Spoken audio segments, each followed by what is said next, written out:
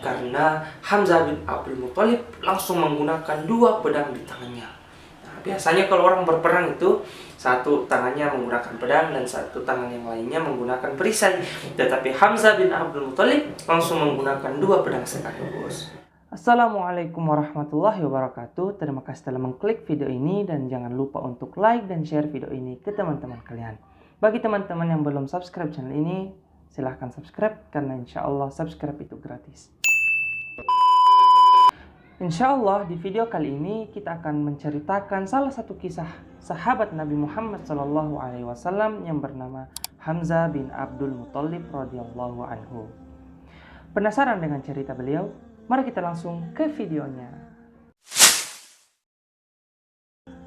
Nama lengkap Hamzah bin Abdul Muthalib adalah Hamzah bin Abdul Muthalib bin Hashim bin Abdi Manaf al-Quraisy al-Hashimi radhiyallahu anhu. Ayahnya bernama Abdul Muthalib, yang dimana Abdul Muthalib ini adalah kakek dari Rasulullah Sallallahu Alaihi Wasallam. Jadi ayah Nabi Muhammad Sallallahu Alaihi Wasallam bersaudara dengan Hamzah bin Abdul Muthalib. Kemudian nama ibu Hamzah bin Abdul Muthalib bernama Hala binti Uhaib, di mana Hala binti Uhaib ini adalah saudari sepupu dari Siti Aminah, yang dimana Siti Aminah adalah ibu dari Rasulullah Sallallahu Alaihi Wasallam. Jadi Hamzah bin Abdul Muthalib ini adalah paman sekaligus saudara sesusuan Rasulullah Sallallahu Alaihi Wasallam. Sesuai dengan penegasan yang Rasulullah Sallallahu Alaihi Wasallam telah kabarkan kepada para sahabat bahwa Hamzah bin Abdul Muthalib adalah saudara sesusuan beliau Sallallahu Alaihi Wasallam. Berdasarkan riwayat yang mengatakan bahwa Thuwaibah menyusui Nabi Muhammad SAW dan Hamzah, dan juga penegasan bahwa Rasulullah SAW saudara sesusuan dengan Hamzah bin Abdul Muthalib, maka Hamzah bin Abdul Muthalib 2 tahun lebih besar dari umur Nabi Muhammad SAW. Sebagian pendapat juga mengatakan bahwa perbedaan umur keduanya ialah 4 tahun, di mana 4 tahun Hamzah bin Abdul Muthalib lebih tua daripada Nabi Muhammad SAW. Di mana pendapat ini yang mana jika didasarkan dengan keraguan para peneliti, di mana Nabi Muhammad SAW menyusu kepada Thuwaibah itu tadi. Oleh karena itu, Hamzah bin Abdul Muthalib 2 atau 4 tahun lebih dahulu lahir dibandingkan dengan Nabi Muhammad SAW. Jadi tahun kelahiran Hamzah bin Abdul Muthalib ialah di tahun 567 Masehi atau pada tahun 569 Masehi. Karena Rasulullah SAW lahir pada tahun 571 Masehi. Beliau masuk ke dalam Islam pada tahun kedua di mana Rasulullah SAW diangkat sebagai nabi. Sebagian pendapat juga mengatakan bahwa beliau masuk ke dalam Islam pada tahun ke-6 Rasulullah SAW diangkat sebagai nabi. Di mana pada tahun ke-6 disitulah Rasulullah menjadikan rumah Al-Arqam sebagai tempat menyebarkan dakwah Islamiyah waktu itu.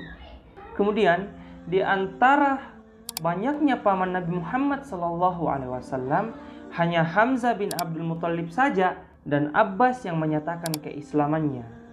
Jadi ada beberapa paman Nabi Muhammad SAW, hanya Hamzah bin Abdul Muthalib dan Abbas yang masuk ke dalam Islam. Di mana Hamzah bin Abdul Muthalib ini memiliki julukan Asadullah wa Asadur Rasul, yang memiliki arti bahwa dia adalah singanya Allah dan juga singanya Rasulullah Sallallahu Alaihi Wasallam. Sebab semenjak beliau masuk ke dalam Islam, Hamzah radhiyallahu anhu telah berniat untuk membaktikan segala keperwiraan, keperkasaan, dan juga jiwa raganya untuk sekedar kepentingan dakwah Islam waktu itu. Ada beberapa versi yang menceritakan tentang bagaimana Hamzah bin Abdul Muthalib masuk ke dalam Islam. Salah satunya ialah pada suatu hari Abu Jahal berada di dekat Gunung Sofa.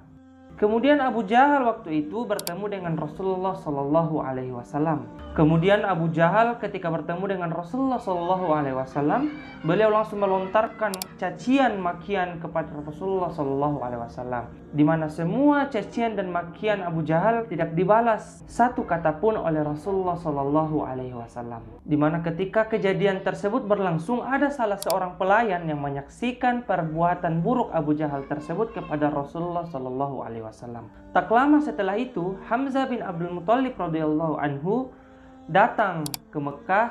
Beliau pulang dari berburu. Kemudian Hamzah bin Abdul Muthalib memiliki kebiasaan apabila beliau datang ke kota Mekah, beliau melaksanakan tawaf terlebih dahulu di sekitar Ka'bah. Setelah beliau melaksanakan tawaf, beliau ikut berbincang-bincang bersama kaum Quraisy, di mana kaum Quraisy waktu itu melakukan sebuah perkumpulan. Jadi kaum Quraisy berkumpul dan Hamzah bin Abdul Muthalib setelah tawaf langsung bergabung ke perkumpulan tersebut. Setelah Hamzah bin Abdul Muthalib bergabung di perkumpulan kaum Quraisy, pelayan yang tadi menyaksikan perbuatan buruk Abu Jahal langsung menceritakan perbuatan buruk Abu Jahal tersebut kepada Hamzah bin Abdul Muthalib. Seketika itu Hamzah bin Abdul Muthalib mencucukkan anak panahnya ke atas kepala Abu Jahal, di mana perbuatan Hamzah membuat kepala Abu Jahal waktu itu terluka dan membuat darah mengalir dari kepala Abu Jahal. Kemudian Hamzah berkata, "Kau telah menghina Nabi Muhammad. Memangnya kau tidak tahu bahwa aku telah memeluk agama yang dibawakan oleh Nabi Muhammad dan aku telah mengucapkan apa-apa yang telah dia ucapkan." Yang dimaksudkan di sini ucapan dua kalimat syahadat, yakni la ilaha illallah Muhammad dan Rasulullah. Mahzum waktu itu berdiri untuk menolong Abu Jahal. Tapi Abu Jahal berkata, "Biarkanlah Hamzah, karena saya telah melukai kemanakannya." Inilah salah satu pendapat yang mengatakan bahwa ini adalah jalan di mana Hamzah bin Abdul Muthalib masuk ke dalam Islam.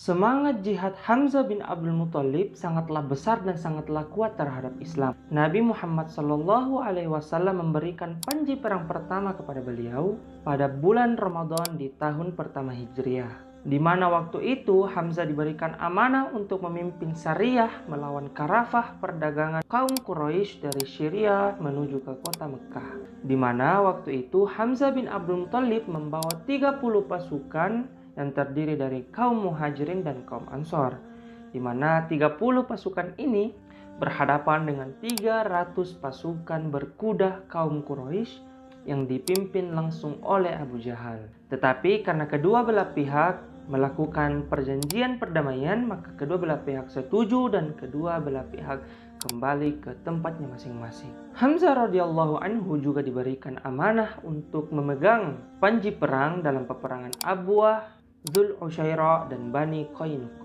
Dalam perang Badar, Hamzah bin Abdul Muthalib memiliki andil yang sangat besar di dalam perang tersebut. Beliau berada dalam front terdepan untuk menghadapi kaum kafir Quraisy waktu itu, di mana di dalam perang Badar, Nabi Muhammad Shallallahu Alaihi Wasallam mengirim Hamzah bin Abdul Muthalib, Ali bin Abi Thalib, dan Ubaidah bin Harith untuk melakukan pertarungan duel dengan pemuka-pemuka kaum kafir Quraisy waktu itu, di mana di dalam hasil duel tersebut Hamzah bin Abdul Muthalib dan Ali bin Abi Thalib berhasil memenangkan duel mereka, tetapi Ubaidah bin Harith gagal untuk memenangkan duel beliau. Jadi hasil duel tersebut 2 untuk kaum muslimin dan 1 untuk kaum kafir Quraisy. Setelah duel tersebut berlalu, maka kedua belah pihak langsung berperang satu sama lain, di mana dalam perang Badar tersebut Hamzah bin Abdul Muthalib adalah salah satu tentara kaum muslimin yang paling ditakuti oleh kaum kafir Quraisy waktu itu. Kenapa? Karena Hamzah bin Abdul Muthalib langsung menggunakan 2 pedang di tangannya. Nah, biasanya kalau orang berperang itu satu tangannya menggunakan pedang dan satu tangan yang lainnya menggunakan perisai. Tetapi Hamzah bin Abdul Muthalib langsung menggunakan 2 pedang sekaligus. Jadi tidak heran apabila Hamzah bin Abdul Muthalib memiliki julukan singanya Allah dan juga singanya Rasulullah SAW. Di dalam perang Uhud, beliau juga memiliki andil yang sangat besar, Tetapi di dalam peperangan ini Hamzah bin Abdul Muthalib akhirnya mendapatkan gelar yang paling mulia di sisi Allah Subhanahu wa taala, ialah syahid di jalannya. Perang Uhud meletus pada tanggal 7 atau 15 Syawal di tahun ketiga Hijriah, di mana pada peperangan ini Hamzah radhiyallahu anhu syahid di tangan Wahsy bin Harb, di mana Wahsy adalah budak dari anak perempuan Haris bin Amr bin Naufal. Di mana Wahsy waktu itu dijanjikan limpahan harta oleh Hindun, istri dari Abu Sufyan, apabila Wahsy berhasil untuk membunuh Hamzah bin Abdul Muthalib. Karena Hindun sangatlah marah dan sangatlah emosi terhadap Hamzah bin Abdul Muthalib karena Hamzah ketika perang Badar berhasil membunuh ayahnya, membunuh saudaranya, dan berhasil membunuh paman dari Hindun. Menurut sebuah riwayat, Hindun bernazar untuk memakan hati dari Hamzah bin Abdul Muthalib apabila Hamzah berhasil dibunuh dalam perang Uhud. Jadi setelah beliau mendengarkan kabar dari Wahsy bahwasanya Wahsy berhasil membunuh Hamzah bin Abdul Muthalib, maka seketika itu Hindun langsung mendatangi jasad Hamzah dan mengambil hati Hamzah dan langsung memakan hati Hamzah tersebut. Tetapi Hindun tidak berhenti sampai di situ. Hindun juga memutilasi badan dari Hamzah bin Abdul Muthalib. Nauzubillah. Dari jasad Hamzah yang sudah dimutilasi, kemudian ia membuat anting, gelang, dan kalung dari hasil mutilasi tersebut. Jadi waktu itu Hindun sangatlah dendam terhadap Hamzah sehingga dia melakukan perbuatan yang sangat keji tersebut kepada diri Hamzah. Dan pada waktu itu para sahabat mengetahui bagaimana perbuatan Hindun terhadap jasad Hamzah, sehingga para sahabat waktu itu sangatlah marah dan ingin membalas perbuatan Hindun terhadap Hamzah tersebut. Namun pada saat itu Allah Ta'ala menurunkan ayat 126 di surah An-Nahl yang menyatakan bahwa para sahabat boleh membalas perbuatan Hindun tersebut dengan perbuatan yang serupa. Tapi apabila para sahabat bersabar waktu itu, maka itulah yang terbaik untuk mereka. Maka waktu itu para sahabat emosi, marah. Tapi ketika turun ayat ini dan menyuruh mereka untuk bersabar, maka mereka pun bersabar karena mereka mengetahui bahwasanya apabila mereka bersabar, maka itu yang terbaik bagi mereka.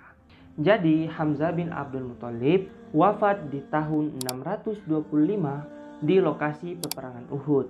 Yakni terletak di kota Madinah Al-Munawwarah. Dan makam beliau juga terletak di lokasi tersebut, yakni beliau dimakamkan di kaki gunung Uhud. Semoga beliau dan para sahabat diridhoi oleh Allah Subhanahu wa taala.